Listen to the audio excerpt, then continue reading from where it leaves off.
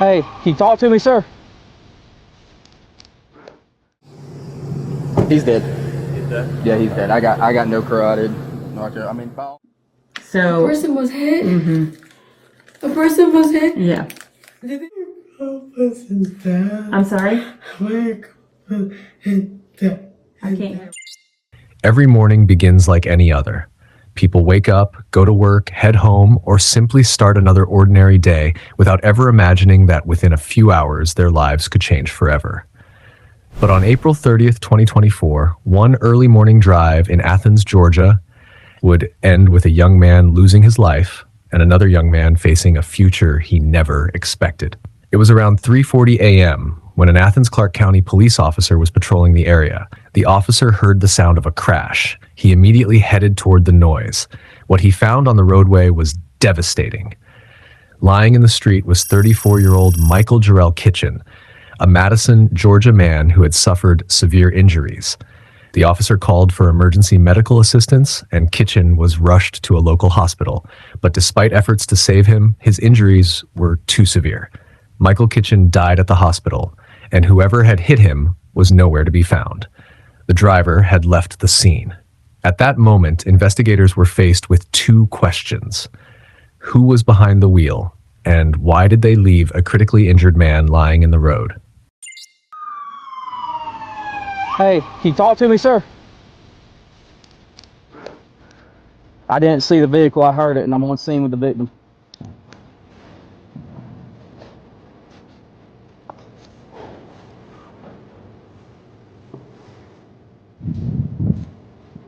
Hey, talk to me, sir.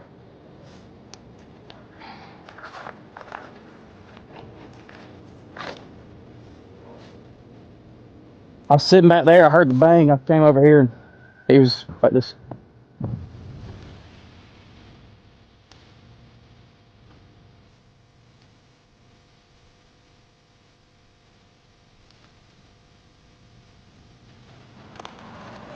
Go ahead.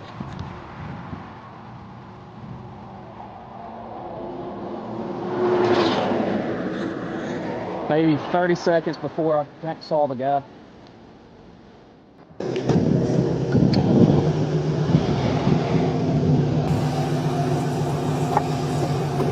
he's dead.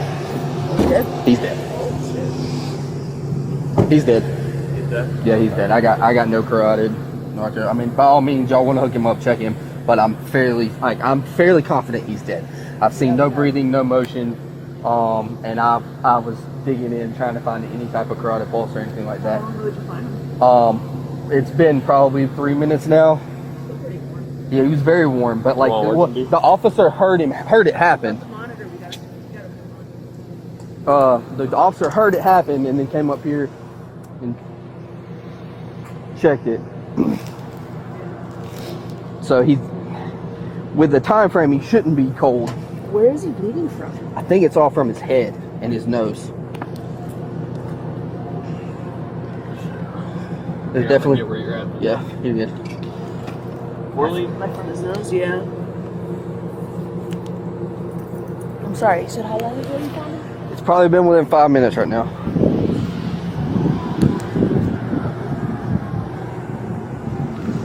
I'm not 100% on that 35.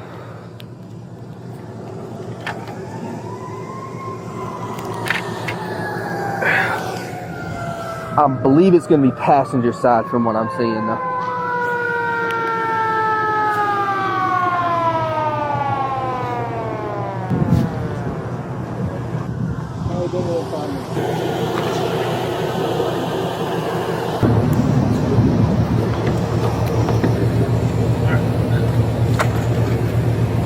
Is this one Emmett's bag?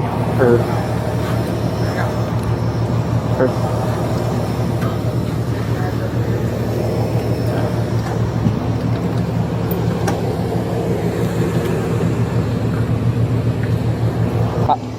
right near where your bag's at, I put a piece of paper over it. A piece of plastic probably came off the mirror.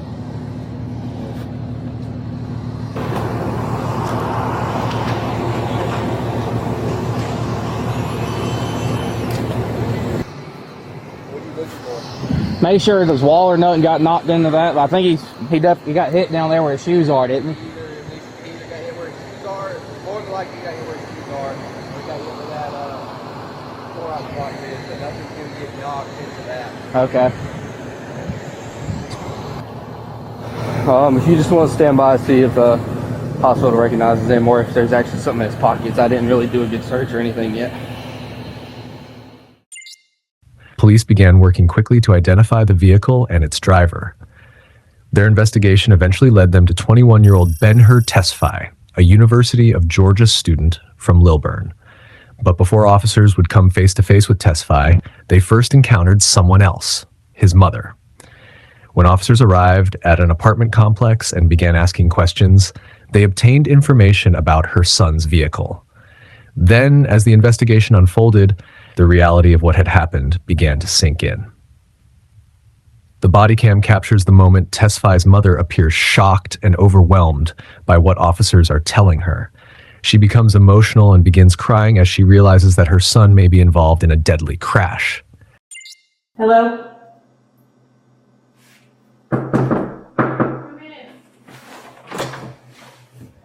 Hi. We were back to Busby. Mm-hmm.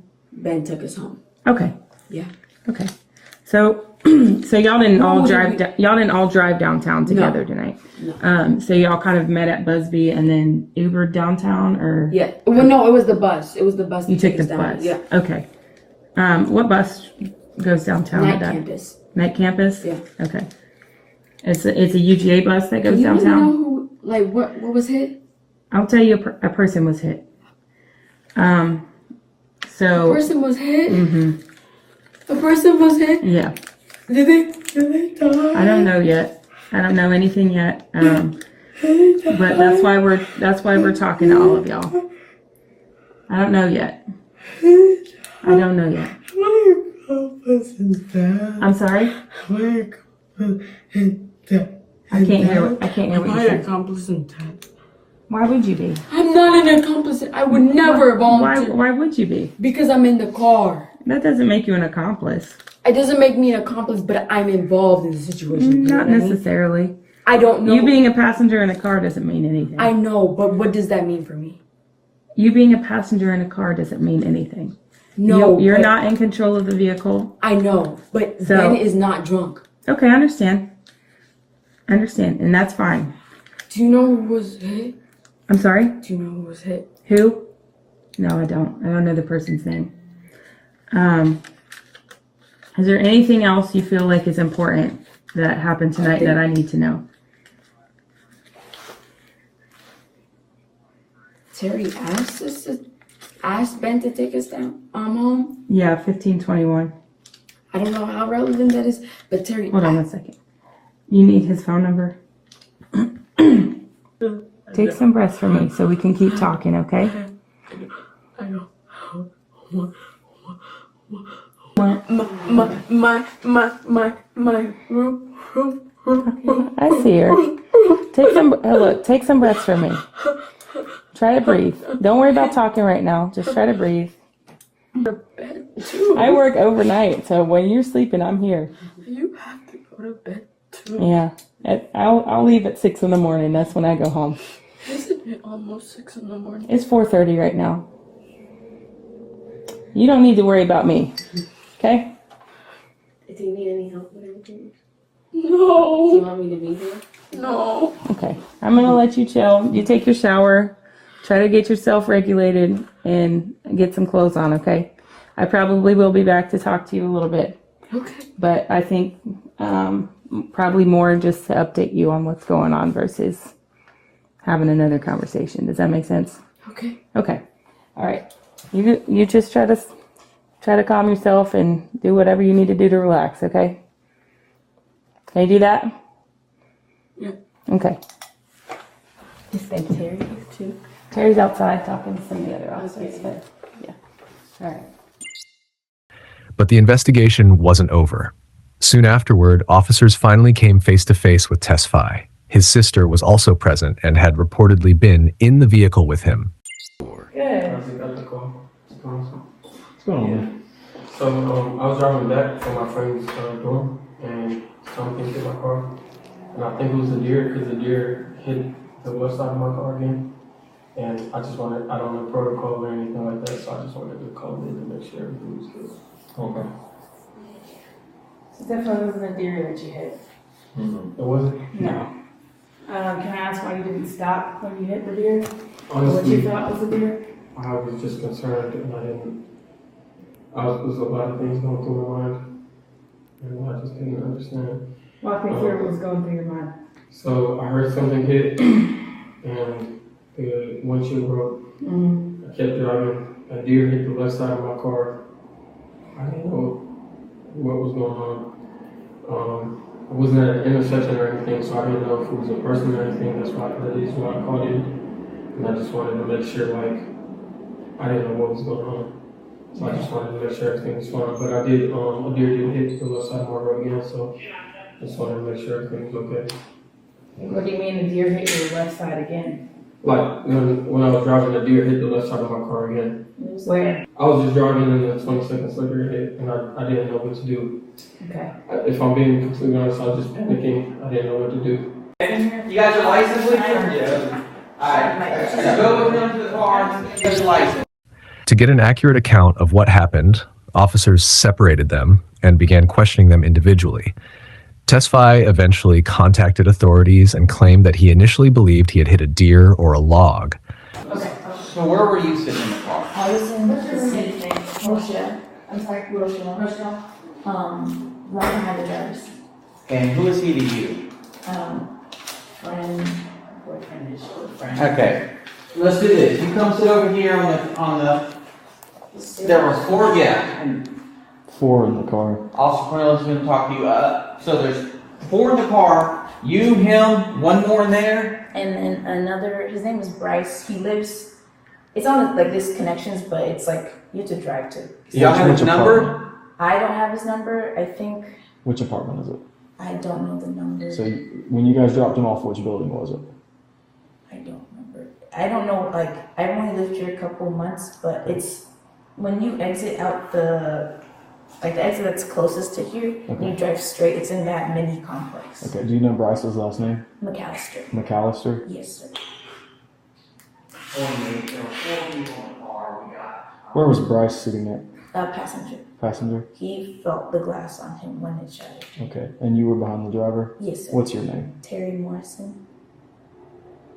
Are you all UGA students? Yes, sir.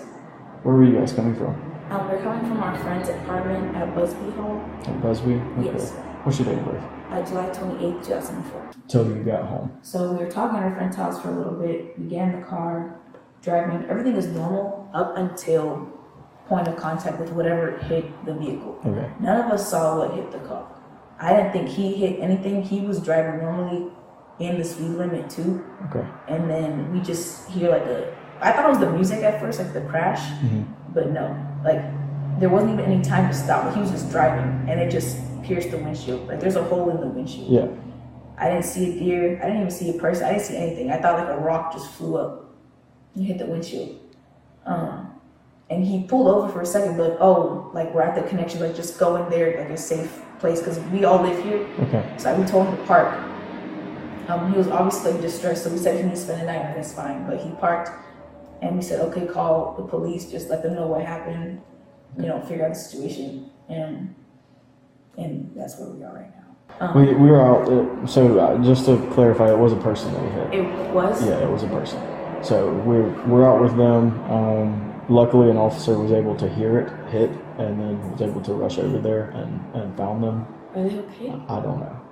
They're on the way to the hospital right now. Oh my God. But it wasn't a deer and it wasn't a rock. Okay, so that's our concern is, figuring out why he didn't immediately stop. He did.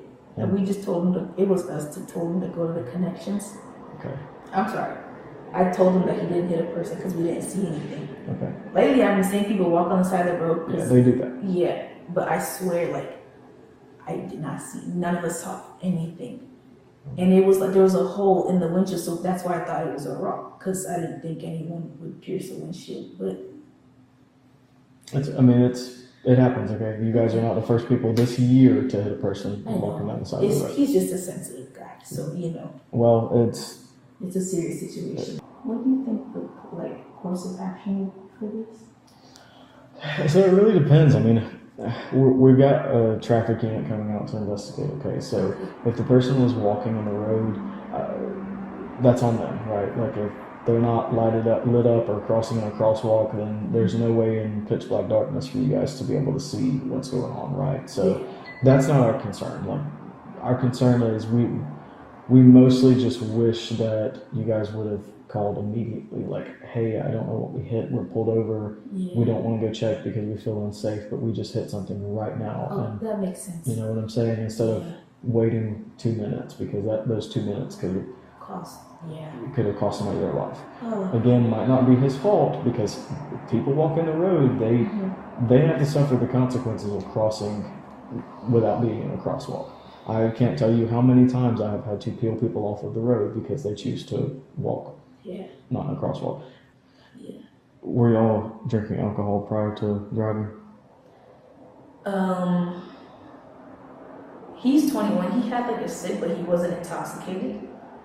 Me and Rochelle had a sip, but we weren't I'm in a good state of mind now. Well, right now I'm not sure exactly what's happening. I know everybody's talking to each one of you guys. I didn't get her name. She's still talking to Rochelle? She should be, yeah. She'll walk out when she's done. But that's Officer Wetzel. We should be just talking to you guys for a second, and then we should let y'all go. I don't see any reason to hold you. Once my sergeant tells me that we've got the go-ahead to let y'all go. I appreciate you talking to me and telling me.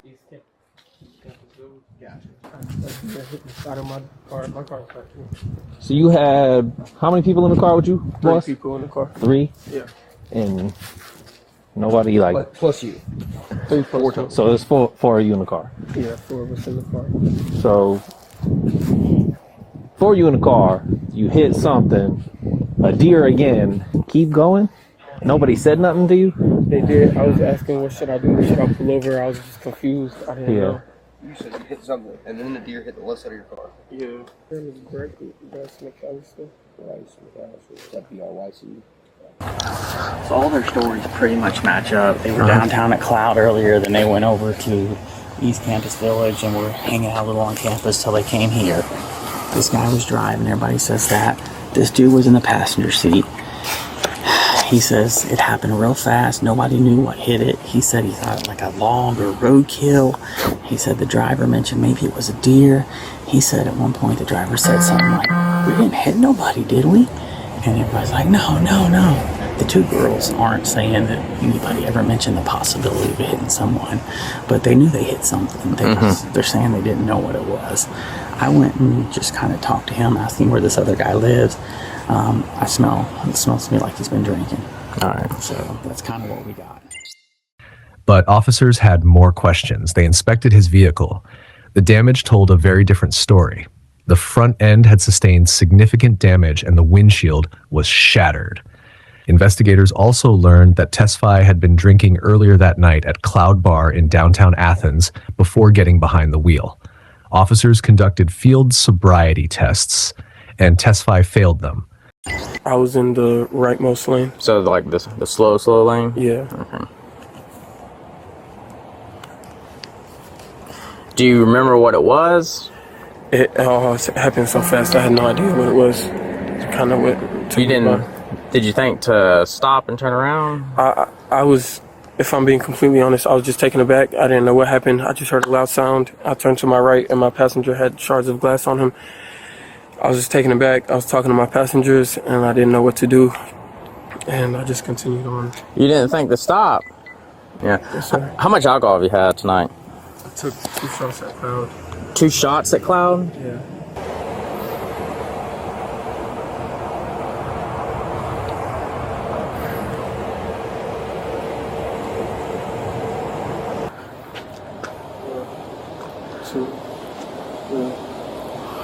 Look at your foot. 2014, Foot down. 2015, 2016, 2017, 2018. Alright, just put your hands behind your back for me, okay? Do you have... Sarah, you got handcuffs? Yeah. I had them too.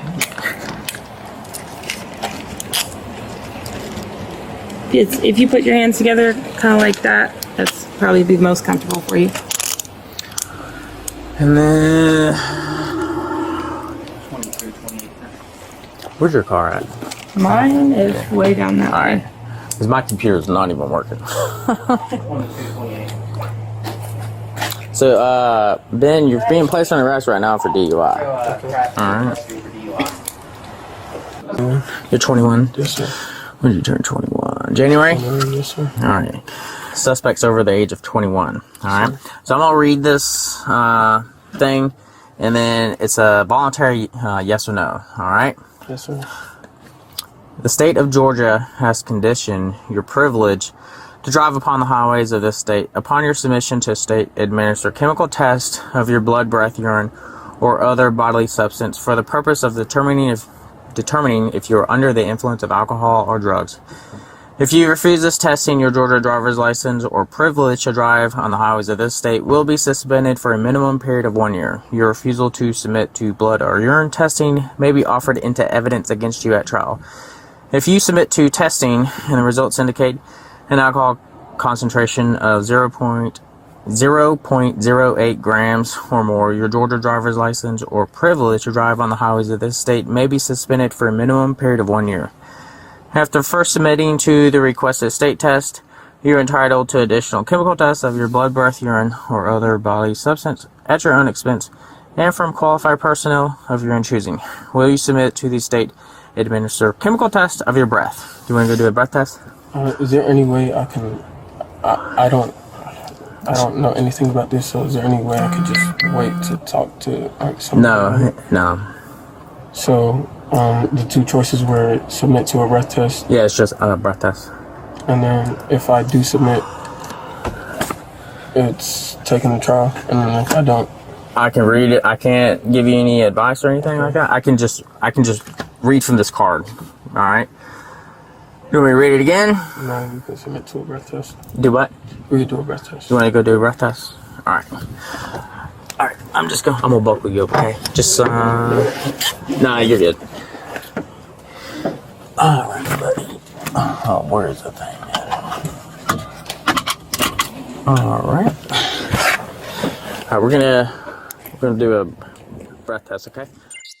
Tesfai was then taken to the police station for further testing, including a breath alcohol test. The results confirmed what investigators had already suspected.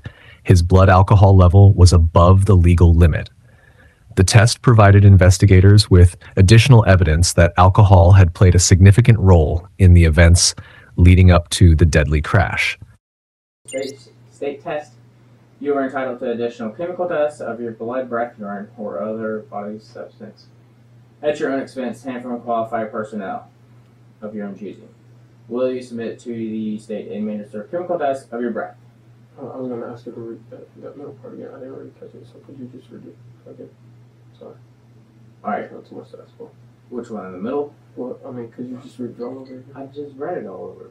I know. I was going to ask before, but you kind of told me that not ask. Okay. I'm sorry. This was it. Yes, sir. All right. Take it all in. Yes, sir. The state of Georgia has conditioned your privilege to drive upon the highways of this state upon your submission to state administered chemical test of your blood, breath, urine, or other bodily substance for the purpose of determining if you are under the influence of alcohol or drugs. If you refuse this testing, your Georgia driver's license or privilege to drive on the highways of this state will be suspended for a minimum period of 1 year. Your refusal to submit to blood or urine testing may be offered into evidence against you at trial.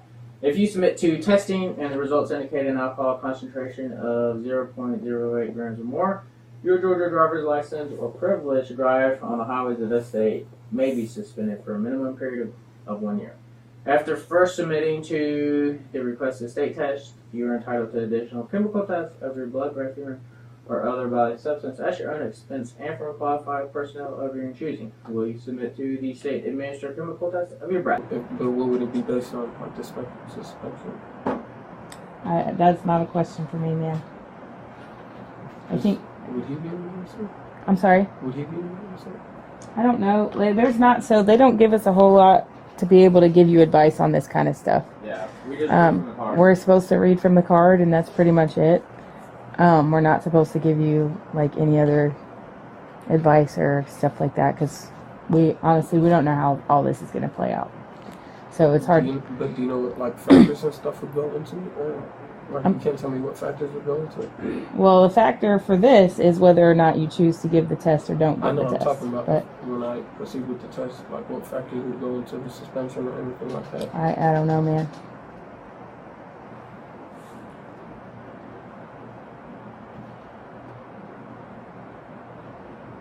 The state's pretty strict with us about what we can and cannot like talk about for this kind of stuff. So we can read the card and you get the option to say yes or no, and that's pretty much it. And I can't talk to anybody about it. Feel the infield sobriety test. Do what? The sobriety test you did outside. What about? Did I fail that? Let me see what I did. There's just clues that we look for. Was it my feet tipping the ground? There's accumulation of things, but can't go into detail. It's not really a once they get you booked in at the jail, they'll let you make a phone call. Do you know how like? Alright, come on.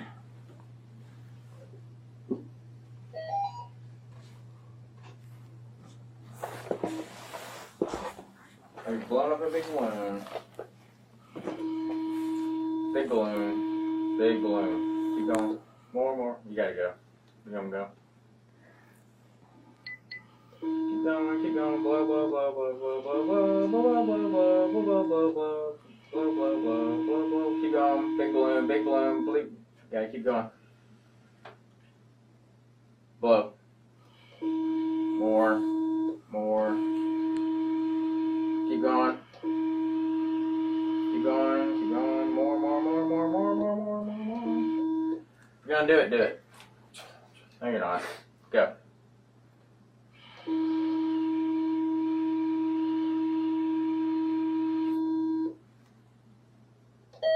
Alright.